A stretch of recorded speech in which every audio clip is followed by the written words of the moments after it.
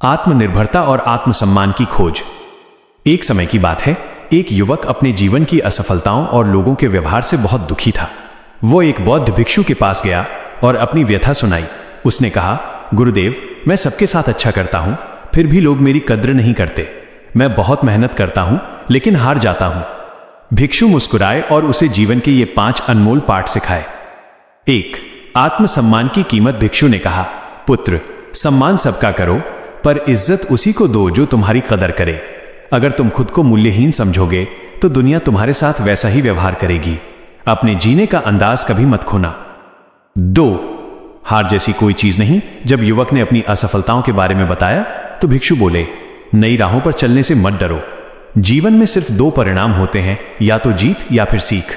समस्याएं तुम्हें कमजोर करने नहीं बल्कि निखारने आती हैं। सोच बदलो, समस्या में अवसर ढूंढो। 3. समय और प्रयास। युवक अक्सर सही समय का इंतजार करता था। भिक्षु ने समझाया, सही समय कभी खुद नहीं आता, उसे लाना पड़ता है।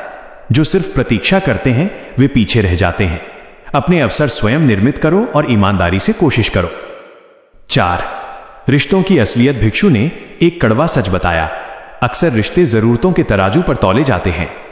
जब तक लोगों को तुम्हारी जरूरत है, तुम्हारी कद्र होगी। इसलिए किसी के भरोसे मत बैठो।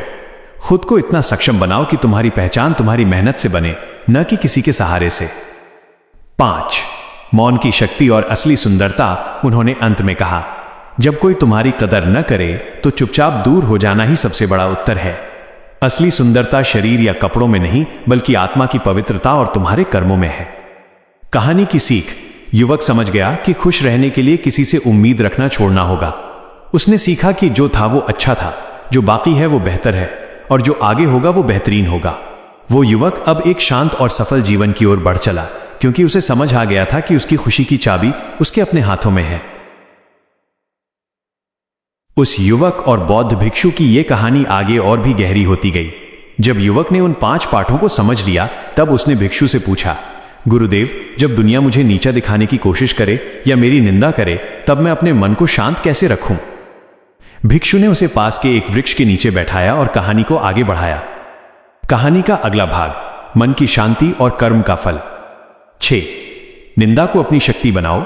भिक्षु बोले, पुत्र, जब लोग तुम्हारी पीठ पीछे बात करें या तुम्हारी आलोचना करें तो समझो कि तुम उनसे आगे हो। उनसे लड़ने में समय बर्बाद मत करो। अपनी चुप्पी को अपनी ढाल बनाओ और अपने कर्मों को बोलने दो। तुम्हारी सफलता ही उनका सबसे बड़ा जवाब होगी। 7. रिश्तों में संतुलन। युवक को अक्सर रिश्तों का डर सताता था। भिक्षु ने समझाया, कभी कभी हम दूसरों की इतनी चिंता करते हैं कि वे हमें हल्का समझने लगते हैं। अपने सपनों को सबसे ऊपर रखो। जो सच में तुम्हारा है वो कभी किसी और का नहीं होगा। प्रेम और सम्मान समर्पण से मिलते हैं, मांगने या भीख मांगने से नहीं। 8. धन और मन का स्थान। भिक्षु ने एक महत्वपूर्ण बात कही, धन कमाना आवश्यक है, लेकिन उसे केवल अपनी जेब में रखो, मन में नहीं। जब पैसा दिमाग पर चढ़ जाता है तो इंसान अपनी असलियत और दूसरों की कद्र भूल जाता है। याद रखो, जब जेब भारी होती है तो लोग तुम्हारी बकवास भी गौर से सुनते हैं, पर वो सम्मान तुम्हारा नहीं, तुम्हारे पैसे का होता है। 9. माटी और कुम्हार का रहस्य। भिक्षु ने एक उदाहरण दिया। एक कुम्हार माटी से चिलम बना रहा था, फिर उसे तोड़ दिया। माटी ने पूछा, क्यों? कुम्हार ने कहा, मैं इसे फिर से बेहतर बनाऊंगा। इसी तरह जीवन तुम्हें कई बार तोड़ेगा, पर टूटने से डरो मत। तुम पहले से कहीं अधिक मजबूत और नए रूप में निखरोगे। 10. क्षमा और मुक्ति। अंत में भिक्षु ने कहा, सोने से पहले सबको माफ कर दिया करो ताकि ईश्वर तुम्हें माफ कर सके। किसी से नफरत पालकर खुद को भारी मत करो। जो बीत गया वो एक ख्वाब था, जो पास है वो लाजवाब है। कहानी का निष्कर्ष। युवक ने भिक्षु के पैर छुए और समझ गया कि जीवन एक संतुलन है। उसने अब दूसरों की स्वीकृति, अप्रूवल ढूंढना बंद कर दिया और खुद के भीतर के दीप को जलाया। वो जान गया कि जहां दूसरों की हिम्मत खत्म होती है, वहीं से इतिहास रचने वालों की शुरुआत होती है। महागाथा, शून्य से शिखर तक का आध्यात्मिक सफर। अध्याय 1, बिखराव और भटकाव। युवक, जिसका नाम सिद्धार्थ था, एक ऐसे दौर से गुजर रहा था जहां उसे सब कुछ धुंधला दिखाई देता था।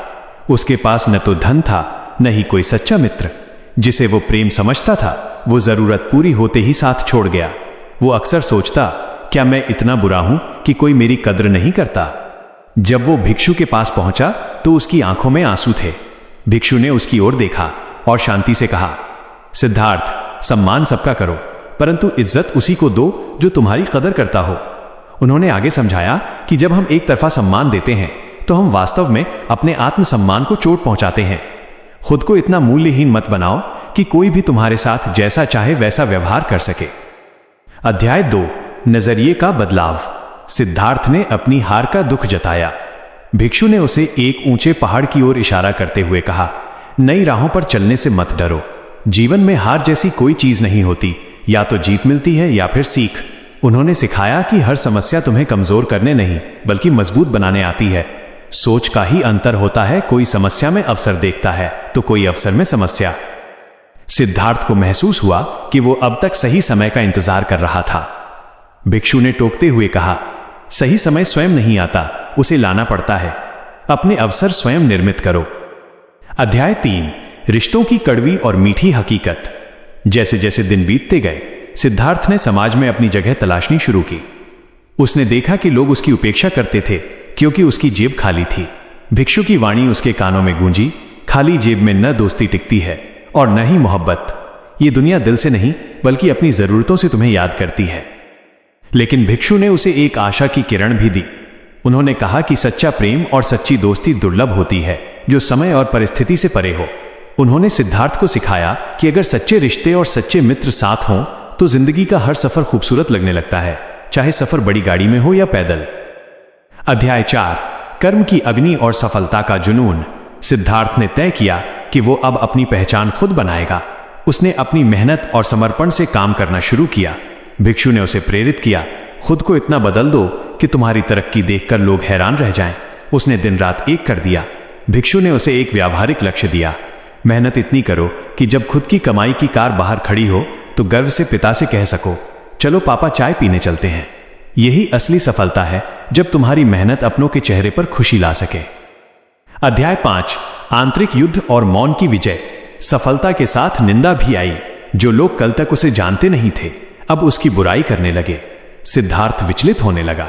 तब भिक्षु ने उसे मौन का अस्त्र दिया। उन्होंने कहा, जब कोई तुम्हारी कदर न करे तो चुपचाप उनसे खुद को दूर कर लेना ही सबसे बड़ा उत्तर है। भिक्षु ने समझाया कि अपनी निजी बातें हर किसी को बताना समझदारी नहीं है। यह संसार वो जगह है जहां विश्वास को तमाशा बनने में वक्त नहीं लगता। अपनी गरिमा को हर परिस्थिति में ऊंचा रखो। तुम्हारी पहचान तुम्हारे शब्दों से नहीं, तुम्हारे कार्यों से बनेगी। अध्याय 6, अहंकार बनाम आत्मसम्मान। सिद्धार्थ अब सफल हो चुका था। उसके पास धन था, वैभव था। एक दिन उसने भिक्षु से कहा, अब मैं बहुत शक्तिशाली महसूस करता हूं। भिक्षु ने उसे चेतावनी दी, धन आवश्यक है परंतु उसे केवल जेब में रखो, मन में नहीं। जब धन दिमाग में आ जाता है तब मनुष्य अपने वास्तविक मूल्य को भूल जाता है। उन्होंने रावण का उदाहरण दिया। वो शक्तिशाली था, बुद्धिमान था, लेकिन उसके अहंकार ने उसे गिरा दिया। भिक्षु ने कहा, अभिमान सबसे बड़ा शत्रु है। सफलता को प्राप्त करना कठिन है, लेकिन उसे संभाल कर रखना उससे भी अधिक कठिन है। अध्याय 7, जीवन का संतुलन और अंतिम सत्य। कहानी के अंतिम पड़ाव में सिद्धार्थ एक परिपक्व और शांत व्यक्ति बन चुका था।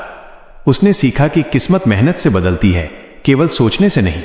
भिक्षु ने उसे अंतिम उपदेश दिया, धैर्य। बुरा वक्त आता है और जाता भी है, वो बस तुम्हारे धैर्य की परीक्षा है। परिवर्तन, तब्दीली तब मूल्यवान होती है जब वो भीतर से आती है, न कि समाज की अपेक्षाओं से। क्षमा, तू सोने से पहले सबको माफ कर, मैं परमात्मा उठने से पहले तुझे माफ कर दूंगा। उपसंहार। सिद्धार्थ अब उस वृक्ष की भांति बन गया था जो आंधी में भी जड़ें नहीं छोड़ता। उसने समझ लिया था कि जीवन का असली सौंदर्य आत्मा की पवित्रता में है।